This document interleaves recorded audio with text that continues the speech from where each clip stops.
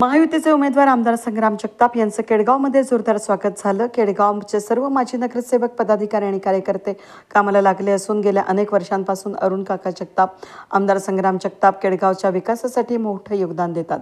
सर्व नागरिकांच्या पाठीशी उभे असतात। त्यांनी केलेल्या कामांची परतफेड करत आहोत। याही निवडणुकीमध्ये त्यांना केडगावमध्ये मोठा लीड त्यांच्या विजयाचा उचलणार आहोत, असं प्रतिपादन माजी नगरसेवक सुनील मामा कोतकर यांनी केले।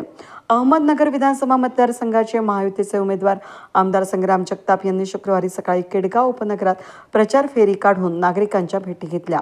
केडगावच्या वेशीजवळ उमेदवार आमदार जगताप यांचं ढोल-ताशांच्या गजरामध्ये आणि फटाक्यांच्या आतषबाजीमध्ये जोरदार स्वागत करण्यात आलं।